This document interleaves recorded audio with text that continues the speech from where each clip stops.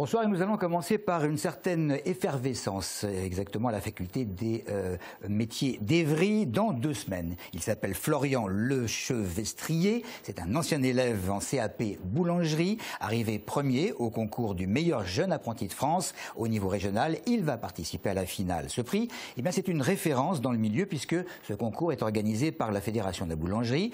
Claire Colombel et Nicolas Yakazi ont suivi l'un de ses entraînements avant le précieux challenge.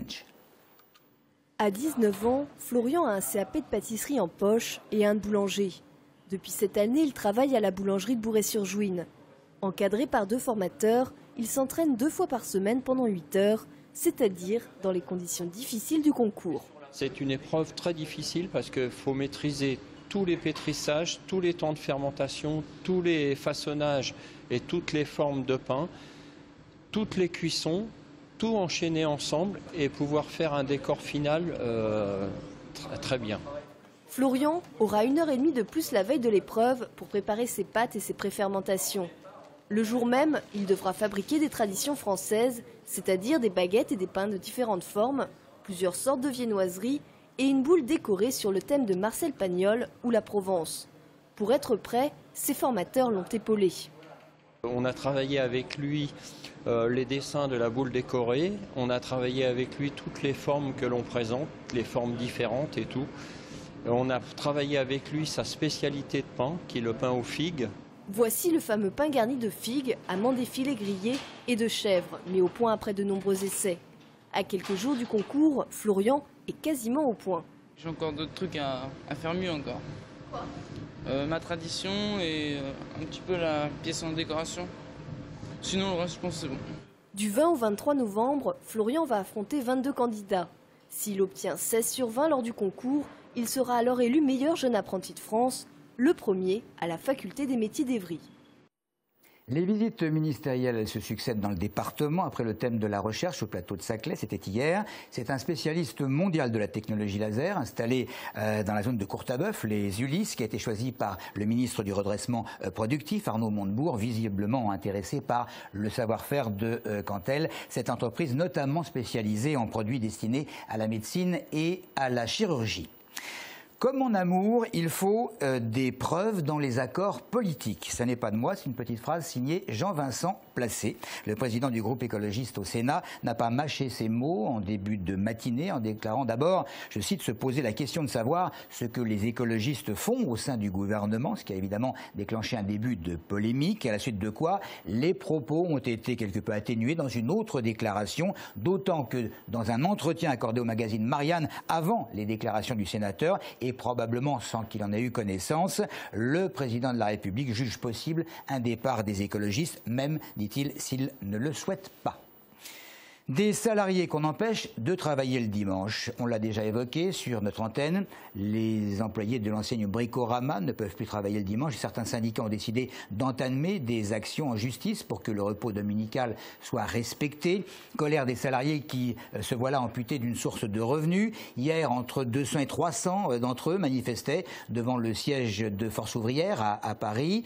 Sébastien Perron, l'employé au Bricorama de Viry-Châtillon, instigateur de cette manifestation, a noté une différence entre les aspirations des salariés et les préoccupations des syndicats. On leur a demandé, on leur a dit mais pourquoi vous ne nous avez pas consulté avant de faire des choses comme ça. On est pris en otage. Effectivement, les syndicats sont là normalement pour défendre les salariés, mais aujourd'hui, moi je leur ai dit clairement que j'avais pas l'impression qu'ils nous défendent, parce qu'il y a de la perte de salaire, il va y avoir des licenciements incessamment sous peu. Voilà, et ça concerne plus de 100 personnes.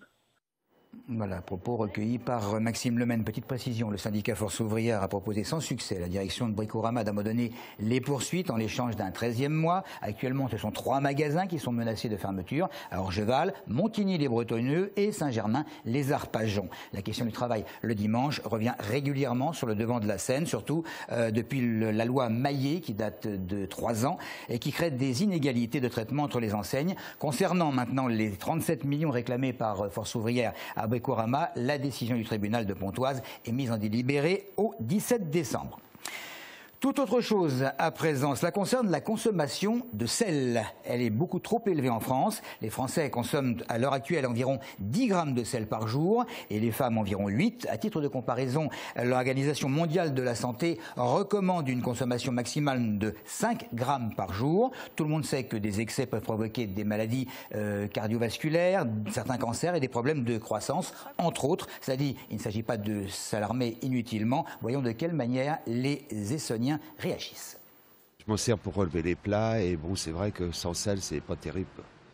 Je pense que la majorité des Français consomment trop de sel. Je rajoute pas de sel, donc je pense pas être concernée par ça.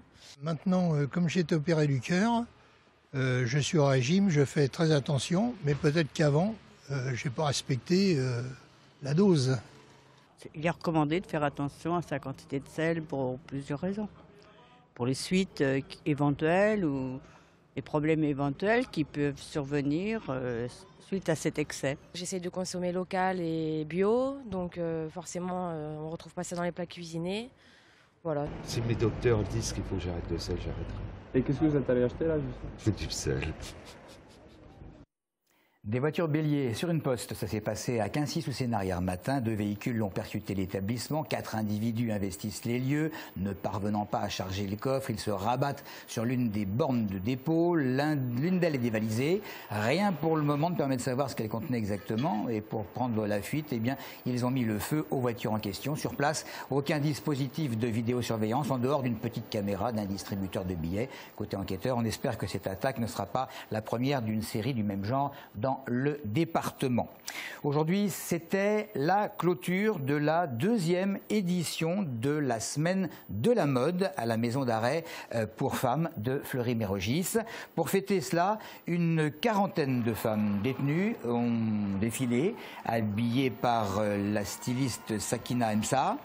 Un projet, comme a pu le constater Audrey Coll, qui a permis à ces femmes de se préoccuper davantage d'elles.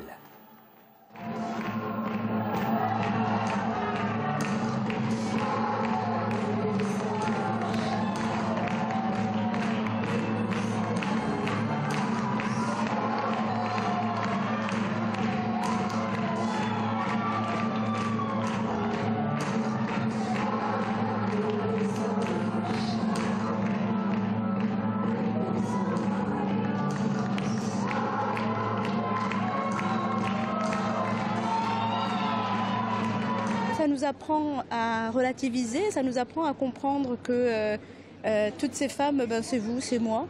Et que en fait, le bonheur, la joie, toutes ces choses-là, l'enthousiasme doivent continuer à l'intérieur aussi, parce que c'est une manière de travailler l'insertion du dehors. Et je pense que l'art, dans ces lieux fermés, est une source de dialogue, de rencontres, mais où il n'y a même pas de schéma ni de mode d'emploi. Voilà, et on termine par le sport et on commence par le foot. Opération renouveau pour le FCF Juvisy, auteur d'un début de saison difficile en championnat de division 1 féminine. Les joueuses essonniennes vont recevoir l'équipe de Guingamp dimanche, un match qu'il va falloir gagner pour les essonniennes face à l'une des équipes surprises de ce début de saison. Début de la rencontre à 15h au stade Macquin de Viry-Châtillon. On passe au hockey sur glace. En division 2, les Peaux-Rouges d'Évry repartent en campagne après un début de saison décevant. En championnat de division 2, les essonniens vont recevoir demain la formation de Rouen. Le match va débuter à 19h. Ensuite, du handball avec le match au sommet du championnat de Pro D2 entre Massy qui compte 5 victoires pour 3 défaites et Mulhouse qui a remporté 7 de ses 8 matchs de championnat. La rencontre va débuter à 20h au centre Pierre de Coubertin. Spectacle garanti avec des Massicois décomplexés. Voilà pour l'information. C'est tout pour l'actualité. Merci de votre fidélité.